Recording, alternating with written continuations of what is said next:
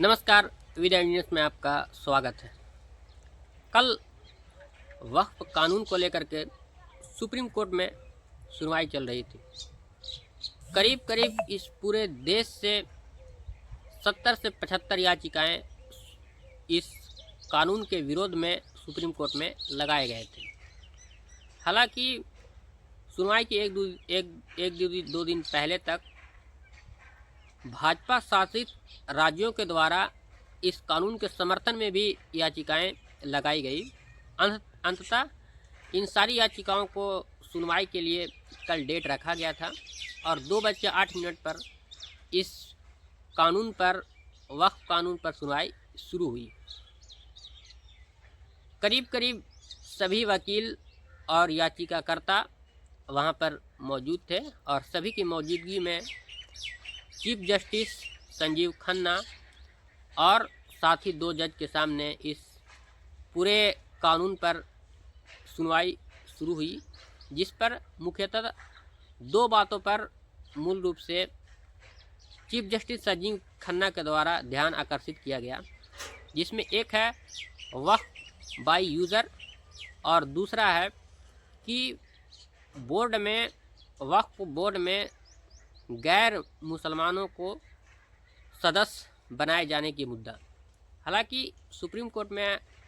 अन्य और मसलों पर भी चर्चाएं हुई, लेकिन मुख्यतः जो मुख्य बिंदु जो हैं वो यही 2 हैं, जिसमें सुप्रीम कोर्ट के चीफ जस्टिस संजीव खन्ना ने जो सॉलिसिटर जनरल हैं तुषार मेहता, उनसे सवाल किया गैर मुस्लिम सदस्य को वक्फ बोर्ड में लाने के प्रावधान पर कि क्या आप मंदिरों और भी मंदिरों से जुड़े जितने भी संस्था हैं उनके बोर्ड में क्या आप मुसलमानों को जगह देंगे, जिस पर सॉलिसिटर जनरल तुषार मेहता सही जवाब नहीं दे पाए और बातों को घुमाने में लगे रहे। दूसरा सवाल ये था चीफ जस्टिस संजीव खन्ना का कि वक्फ बाय यूज़र को आप जो हटा रहे हैं, इससे बहुत सारी मस्जिदें जो हैं इस देश में जो 13वीं, 14वीं और 15वीं शताब्दी के हैं, तो क्या आप उसके कागज़ मांगना चाहते हैं, आप उसका डीड सील्ड मांगना चाहते हैं? ये मुख्यतः संजीव खन्ना के शब्द थे और वो इसके पेपर कागज़ कहाँ से दिखाएंगे, ये सबसे बड़ा वाजिब सवाल था चीफ जस्टिस संजीव खन्ना का। क्योंकि चीफ जस्टिस संजीव खन्ना भी इस बात को समझते हैं कि जिस मंशा के साथ इस बिल को ये बताते हुए लाया गया है कि ये मुसलमानों के फ़ायदा के लिए है, ख़ास करके पासमानदा मुसलमानों के फ़ायदा के लिए है, महिलाओं को फ़ायदा के लिए है, उस बिल पर जब सुप्रीम कोर्ट में सरकार के तरफ से हाजिर हुए सॉलिसिटर जनरल तुषार मेहता से जब सवाल किया गया तो वो संतुष्ट होने लायक जवाब नहीं दे पाए। वहाँ पर पूछा गया कि जो मस्जिदें हैं जो 13वीं शताब्दी, 14वीं शताब्दी, 15वीं शताब्दी से मौजूद हैं, उनके पास उनके कागज़ कहाँ से आएंगे, आप इस कागज़ को क्यों देखना चाहते हैं?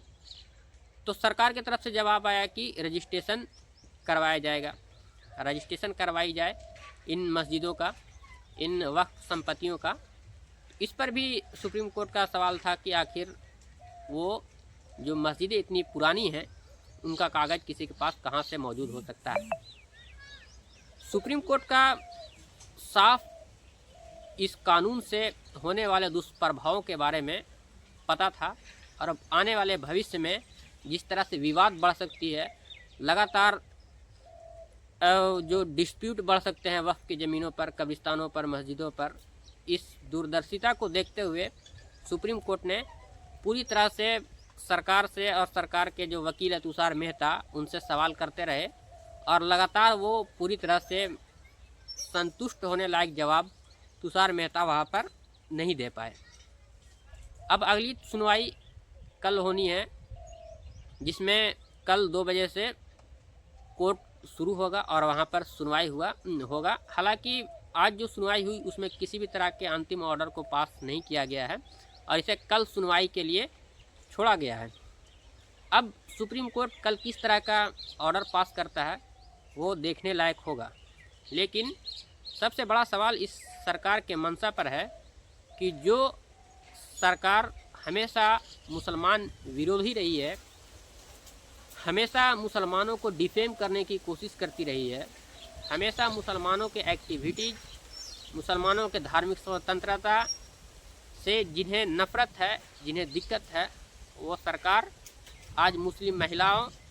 पासबानदा मुस्लिमों को फ़ायदा पहुंचाने के लिए वक्फ के आड़ में ज़मीनों को कब्जा करने जा रही है इस कानून के ज़रिए, और नए विवाद खड़े करने की कोशिश कर रही है। और जब सरकार मुसलमानों के लिए इतनी अच्छी काम कर रही है, मुसलमानों की भलाई के लिए काम कर रही है, तो जब आज सुप्रीम कोर्ट में चीफ जस्टिस के सामने जो वकील खड़े हुए तुषार मेहता, वो साफ साफ जवाब क्यों नहीं दे पाए कि कैसे आखिर ये मुसलमानों के हक में है, मुसलमानों को इससे फ़ायदा होगा तो कैसे फ़ायदा होगा। ये एक छोटा सा बात जो है वो इतने बड़े सरकार के वकील तुषार मेहता नहीं बता पाए कि क्या आप हिंदू बोर्ड, मंदिरों के जो बोर्ड हैं उसमें भी क्या आप मुसलमानों को जगह देंगे। इस पर कोई साफ साफ जवाब तुषार मेहता की तरफ से नहीं आया। आप इस बात से अंदाज़ा लगा सकते हैं कि जो सरकार अपने बनाए कानून को लेकर के सुप्रीम कोर्ट में अपना पक्ष सही से नहीं रख पाती हो, संतोषजनक अपने कानून को लेकर के संतोषजनक जवाब नहीं दे सकती हो, वो सरकार आखिर किस मुंह से कह सकती है कि इस देश में, इस देश के मुसलमानों के लिए मैं फ़ायदे के लिए ये काम कर रहा हूँ, ये कानून बना रहा हूँ जिससे आम गरीब मुसलमानों का फ़ायदा होगा। जैसा कि नरेंद्र मोदी 2 दिन पहले भाषण दे चुके हैं और उस भाषण में ये कहते हुए नरेंद्र मोदी सुनाई दिए कि अगर वक्फ प्रॉपर्टीज़ का अगर सही इस्तेमाल होता तो मुस्लिम नौजवान अब तक के पंचर नहीं बना रहे होते। ये इस तरह की जो बात बोली जा रही थी कि लग रहा था जैसे नरेंद्र मोदी कितने बड़े हितैषी हैं मुसलमानों के, कि इस वक्फ कानून के बाद कोई भी मुसलमान अब पंचर की दुकान पर नहीं दिखेगा। ये इस तरह के, इस लेवल के हितैषी बन रहे थे मुसलमानों के। लेकिन जब सुप्रीम कोर्ट में पहुँचे, सरकार पहुंची वहां पर, तो मुसलमानों के हक में जो सवाल किए गए उनसे चीफ जस्टिस के द्वारा, उनका वो कोई साफ साफ जवाब नहीं दे पाए। तो इससे आप अंदाज़ा लगा सकते हैं कि किस तरह से साजिश मुसलमानों के लिए इस सरकार के द्वारा किया जा रहा है, और ये बताते हुए किया जा रहा है कि ये सारी कानून जो है वो मुसलमानों के हक में है, मुस्लिम महिलाओं के हक में है, इससे गरीब मुसलमानों को फ़ायदा होगा, कोई अब पंचर बनाने वाला मुसलमान इस देश में नहीं होगा। ये कहने का मतलब इस देश के प्रधानमंत्री का है, उस प्रधानमंत्री पर जिसके ऊपर जिम्मेदारी है कि इस देश के सभी नागरिकों को रोजगार मुहैया करवाए, उसको अच्छा जीवन शैली दे, उसको अच्छा से रहने का, सम्मानजनक तरीके से रहने का माहौल बनाए। वो प्रधानमंत्री ये कह रहे हैं कि सिर्फ वक्फ प्रॉपर्टी और वक्फ कानून आ जाने से उन मुसलमानों का भला हो जाएगा। ये वही प्रधानमंत्री हैं जो लगातार माइनॉरिटी मिनिस्टर के बजट कम करते जा रहे हैं, जो खास करके माइनॉरिटीज़ के लिए स्कॉलरशिप जो दिए जाते थे माइनॉरिटीज़ के बच्चों को, उन माइनॉरिटीज़ के बच्चों के स्कॉलरशिप में लगातार कटौती की जा रही है केंद्र सरकार के बजट में। और ये बता रहे हैं कि वक्फ कानून लाने के बाद इन सभी मुसलमानों का भला हो जाएगा, अब कोई मुसलमान पंचर दुकान पर नहीं दिखेगा। ये किस तरह की स्ट्रेटजी है, किस तरह की भाषा है, ये आप तय कर सकते हैं कि किस तरह से मुसलमानों का ये भला करने पर अब तक के तुले हुए हैं। दूसरा ये कि ये वो लोग हैं जो मुसलमानों के मस्जिदों के सामने लगातार गाने बजाए जाते हैं, आपत्तिजनक गाने बजाए जाते हैं, मस्जिदों पर हमले किए जाते हैं, मस्जिदों में तोड़ फोड़ किए जाते हैं, दरगाहों पर खड़े होकर के भगवा झंडा लगा दिया जाता है, वहाँ के मुसलमान जो दोषी हैं उनके घरों पर बुलडोजर चला दिए जाते हैं। इस तरह के कृत्य इस देश में होने के बावजूद भी प्रधानमंत्री चुप रहते हैं, एक भी शब्द मुसलमानों के समर्थन में नहीं बोलते हैं कि इस तरह से जो मुसलमानों और माइनॉरिटीज़ के खिलाफ इस देश में हो रही है, इससे बुरा संदेश जाता है, इस पर तुरंत रोक लगाना चाहिए। एक